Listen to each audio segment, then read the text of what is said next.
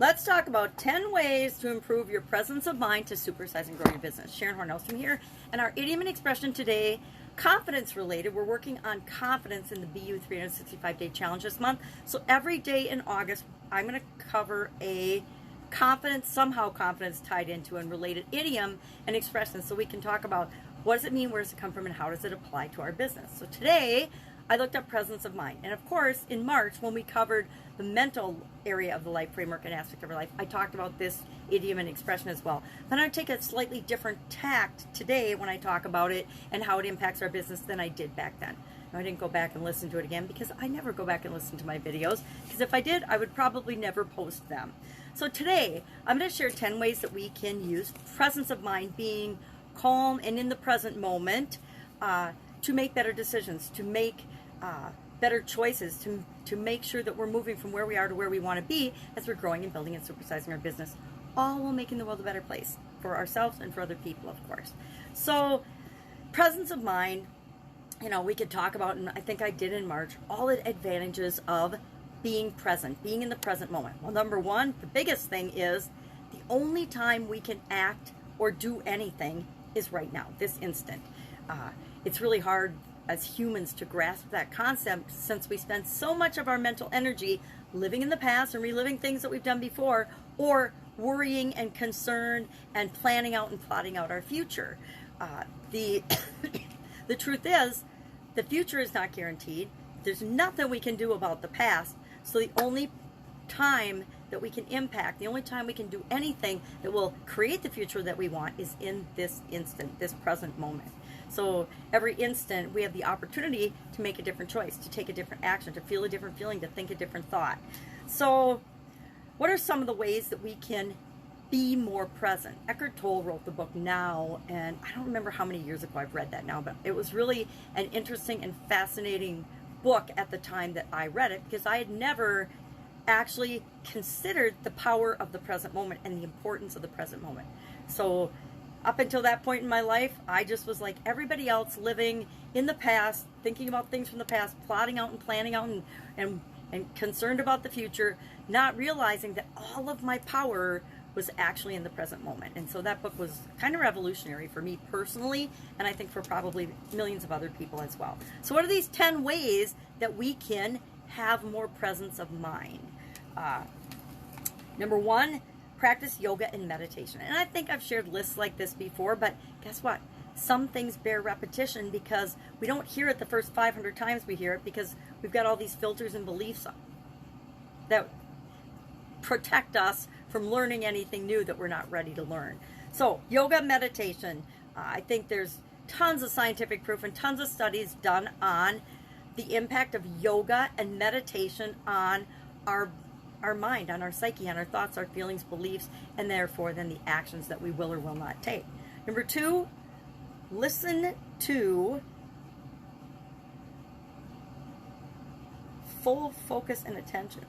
Listen with, I can't even read my own writing. Listen with full focus and attention. So when you're listening, be present. Oh my gosh, what a concept.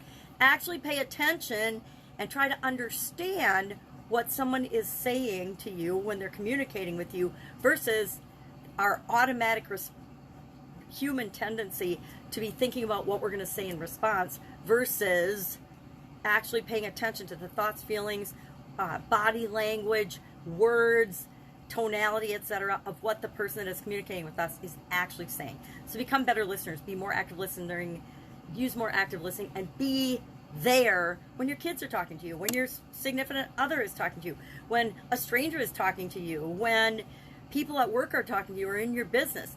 People will tell us everything we need to know if we open our two ears and listen to them. Number three, take intermittent breaks and make yourself comfortable. How often do we be in the present moment if we're uncomfortable or in pain? One of my strategies for dealing with pain, because I've had lots of weird pain issues throughout my life, was to not focus on the pain, to focus on something else and not be present with the pain. Just let that do its thing in the background while I got my attention on something else. Number three, number three. Number four, eye on detail, meaning pay attention to the details that are important to you. Number five, And if you're focusing on details, that brings you into the present moment, because your mind, your conscious part of your mind has to pay attention. Number 5, multiple tasks. Make lists in priority order. So if you have a whole bunch of things you need to do in order to be present and get the one you're working on done now, you have to focus on it, and you do that. I learned this a long time ago. I used to have a 400 item running to-do list when I was in corporate America and running businesses on the side and with my kids. It was insanity, right? And it was not, for the most part, prioritized. And so guess what? I always had a 400 item to-do list. It was insane. And then I realized, okay, I have to find ways to segment this and prioritize it and delegate and get rid of a lot of the things that are really not important for me to do. If they're not urgent, they're not important. If I don't have to do them, off the list they went. And so I haven't had a 400 item to-do list for about 15 years now. So make a list to clear the fog out of your brain, to clear the clutter and the excess information that's bogging your mind down so that you can be present. Number 6, stay in touch with your inner self. Number 7, try to do one thing at a time. All right. The whole multitasking thing, I could talk about that for about a week and my thoughts and feelings and beliefs about it based on my experience, but I'm not going to. I'm just going to say, when you need to be present, there are certain tasks we need to focus and be 100% present on, right? Other things, not so much. So the things you need to pay attention to and be present for, notice those, pay attention to those, be 100% focused on those, and do one thing at a time. Number 8, make friends with strangers. That's a way to be present, right? If you're out for a walk at your lunch break, or you're out for a walk just to get some fresh air, smile at people, say hi, be present, because then you're present in the activity that you're doing. You're not letting your mind wander. Although I like to use my walks for problem-solving mind work.